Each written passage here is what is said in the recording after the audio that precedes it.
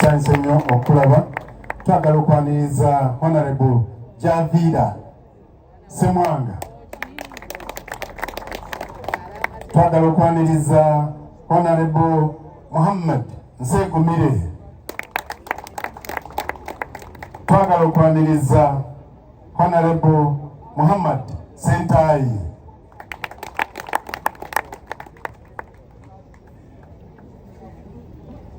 Jeno Nambate. Honorable Agnes Chirabo.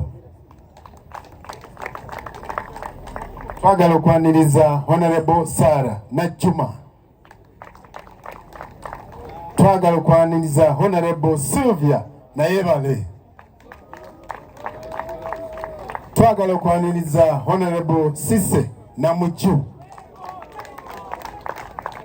Kakati nina kyempulidde. Simanyi bana mwe mukiwulidde. Bwe njogera omu nga wabaawo abakuba. Bwe njogera omulala nga ni wano twazze waka si kyekyo. Bonna bwe tuba tukuba tubakubire. Kubanga bakulu bakama baffe. Si we waawo. Akati nja kuyisaawo ko n'abamu kubeegwanyiza. Nakikola nti oba naye mujja kunsaasira temunkuba. Abamu kubeegwanyiza ndeete. Yeegwanyiza Kakumiro District.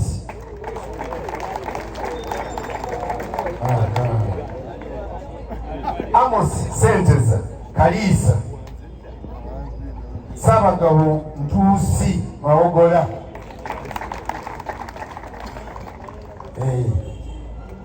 Awo munagamba nti temwansasudde. Mujja gamba nti sebatona General. Bajja gamba nti bamusasudde. Sina gye neewunzikidde. Wangi? Susan Kusi? Susan wubira ku bantu bakkakkane.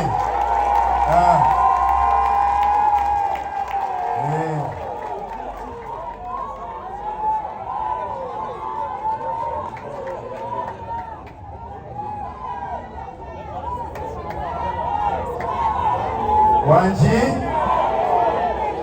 Bogwani? Robert Yani? Lubega?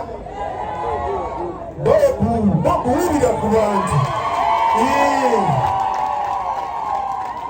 Otyo. Akalulu!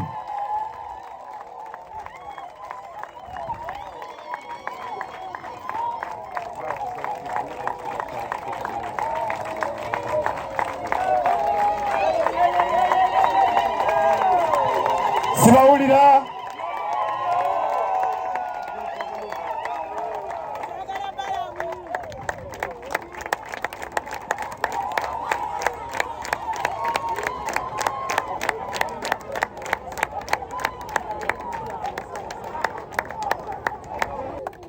Mukama wange Katikkiro okwaniriza abagenyi bo twagala okwebaza omumyuka wasooka era avunaanyizibwa ku nzirukanya y'emirimu tekinologiya n'obuyiiya ow'ekitiibwa Alhaji Profesa Twaha Kawase Kigongo naye tukkirize nti atukoze bulungi okubeerawo. Twesiimye Haji Ahmed Rwasa. Tukkirize era tusanyukire wamu. Tuli ne Minisita wa Ssaabasajja Kabaka w'ensonga z'ettaka n'ebizimbe ow'ekitiibwa David F.K. Mpanga. Twebaza mukadde waffe Minisita avunaanyizibwa Kama wange Minisita avunaanyizibwa ku nsonga eno gye tulimu ey'emisinde, Minisita w'ebyemizannyo abavubuka n'ebitone ow'ekitiibwa Ssaalongo Robert Sserwanga tuli naye. Kama wange kkiriza mu bagenyi nokoleyo bano abatonotono. Kama wange twanirize atonejje no Honorable Kiryowa Kiwanuka. Kama wange twanirize Nalongo Honorable Ruthi Nankabirwa. Minister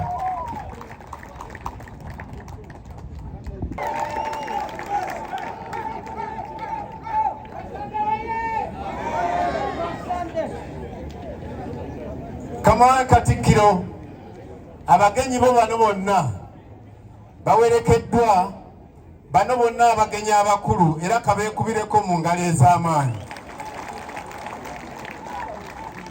Bonna sobola bamenya bamalayo naye ku lw'obulungi bw'okutaasa obudde bali wano nga aba Patriotic League of Uganda PLU.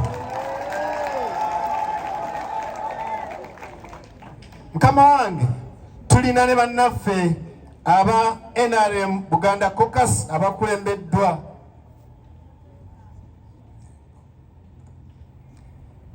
Mukama wange nkutegeezezza NRM Caucus ekulembeddwa mukadde waffe Honorable Javira n'abalala bakyajja ekulembeddwa Honorable Robert Migadde Ndugwa. Javira mbadde nkutunze oba nandikikoledde ntya Javira. Mukama wange katwanirize Vice Chairperson Central Region Kaali kankitereeze mukama wange Vice Chairperson Buganda Region Frank Gashumba.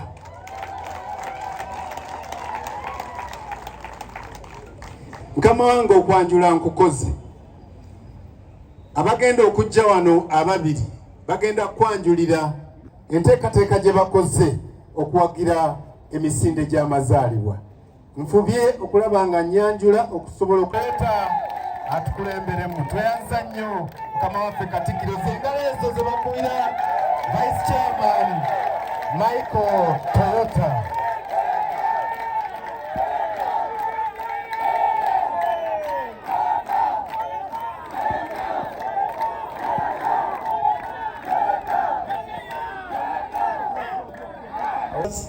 Members of Parliament, members of PLU, badde nsaba Honorable Kiryowa sooka oyogeremu ebigambo nga bibiri nkomeekereze.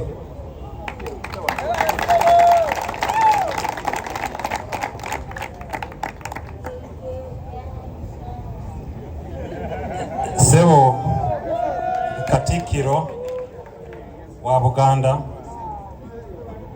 baminista ba gavumenti eyawakati abali wano, baminista ba gavumenti ya Ssaabasajja abali wano, bakulembeze bannaffe abava mu NRM Parliamentary Caucus abali wano, abakulembeze abalala abavudde mu PLU abali wano.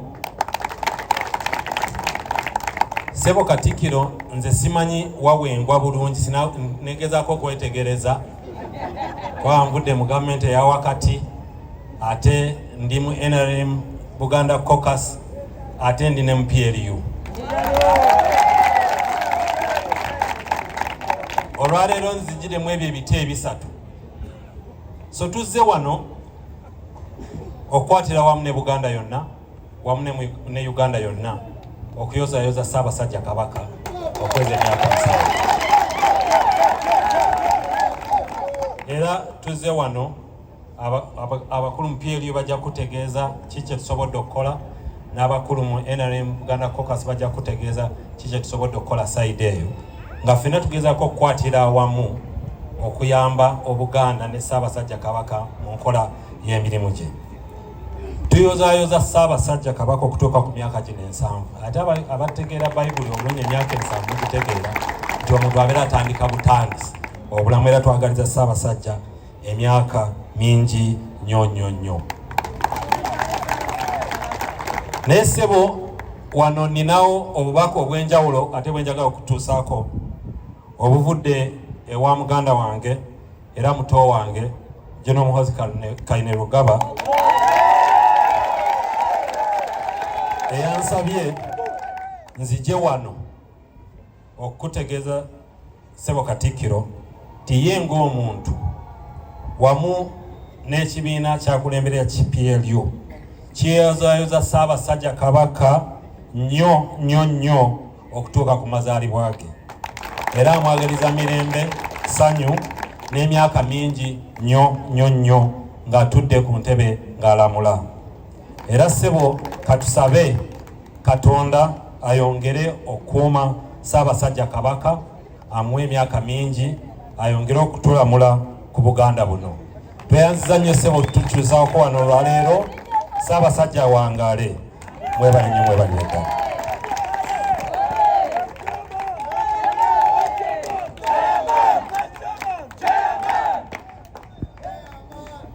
W'ekitiibwa Katikkiro, nazze wano nga nkulembeddemu PLU aba gavumenti n'abantu aba bulijjo. Njagala kwebaza olw'omukisa gwetuweebwa nga PLU guno mulundi gwa kusatu nga tujja wano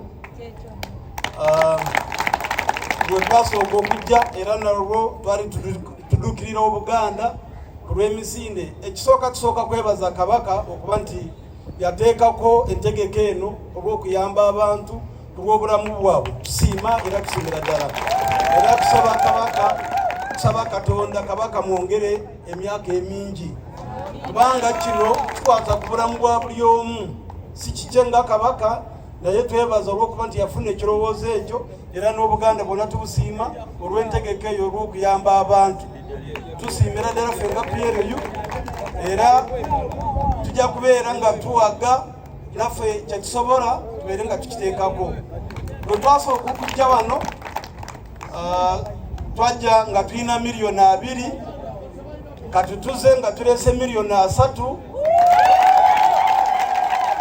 Tusiima Obwakabaka olw'okuba nti nga PLU batwagadde nnyo ne batuwa omukisa okujja okulaba nga naffe tulina kye tuteekako ku bulamu bw'omuntu. So twebaza Katikkiro olw'okutuwa omukisa, era tusiimira ddala, era General akutumidde nga bw'okimanyi nti era OB agamba nti naye yafuna omukisa nga gwe oli Katikkiro ate nga oli OB we ekisubi, era akusuubiza nti bw'ali baafunye ekiseera ajja kujja akukyalire mwogeremu eby'ekisubi. So twebaza memba ba PLU olw'okwagala Kabaka era n'Obuganda bwonna. Twebaza abataddewo entegeka eno, mwebale nnyo, mwebalire ddala. Ffe nga PLU tulina okuba nga tuwagira Obwakabaka bwa Buganda. W'obeera wonna ng'oli wa PLU, guno omukisa tetulina kugutwala nga kintu kyangu. So ngasaba nga PLU okubeera nga buli omu kyasobola alabe nga awagira Obuganda buno, awagire Kabaka. Tusaba Katonda Kabaka amwongere emyaka emingi mu nsi muno. Mwebale nnyo, mwebalire ddala.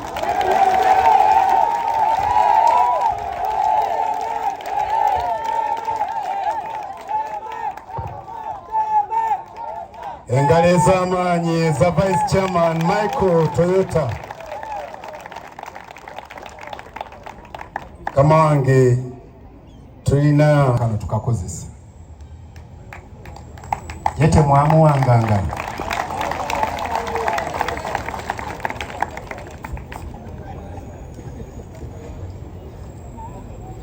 Owekitiibwa Katikkiro Kamalabyonna waffe, banaye tumugwe engalo ez'amaanyi. Sebo, nze Engineer Sava Mukasa, ndi muyambi ow'enjawulo owa mukwano gwo wawa n'erinnya ly'obuzaana kati Jane Baleche. Ate era nze head wa mobilization mu office ya presidency, era nze national coordinator avuka mu ggwanga. Naye ndi wano ku lwa Jane Baleche. Okusooka Ssebo Owekitiibwa Katikkiro Charles Peter Mayiga, kulamusiza nnyo era nkwebaza emirimu n'obuweereza eri Obwakabaka bwa Buganda. Tukoze emirimu mingi era tukwebaza nnyo okuteeka Buganda ku ntikko. Naffe nga State House amaka g'obwa President nze gentwala twegatidde wamu n'Obuganda okuyozaayoza baffe Ssaabasajja Ronald Muwenda Mutebi okuweza emyaka 7 egy'obuto. Olwakaweefube Ssaabasajja gwalikaawo okulwanyisa obulwadde bwa siriimu, naffe tuwagidde n'okugula emijoozi egisoose eri basitaafu baffe ya miliyoni 4. Netuddamu ne tugulira n'abavubuka baffe ababa mu regions ez'enjawulo miliyoni 3. Era n'olunaku lw'enkya mu ngeri y'enjawulo tugenda kuweereza emiliyoni 3 olunaku olw'enkya. Ssaabasajja onoba osiimye Oweekitiibwa Katikkiro bwe bubaka obwo. Naye kanjogere akagambo kamu eri abavubuka. Abavubuka mumpulira, njagala tukube engalo ez'amaanyi okwebaza Katikkiro waffe wa Buganda okuyiwawo omubiri okutwagala n'ateeka Buganda ku ntikko. Nga mmaliriza ssabo Katikkiro nkwebaza, kino tekibangawo mu byafaayo okulaba baminisita nga batudde awo, Kanoni Nankabirwa, Attorney General, Piero Yu, omwana omuto minisita waffe w'abavubuka ali awo, Kasolo minisita ali awo, minisita waffe w'amazzi ali awo. Oweekitiibwa Katikkiro weebale nnyo, weebalire ddala. Yoweri Kaguta Museveni abeewo, General Muhoozi naye abeewo. Ssaabasajja Kabaka wangaale.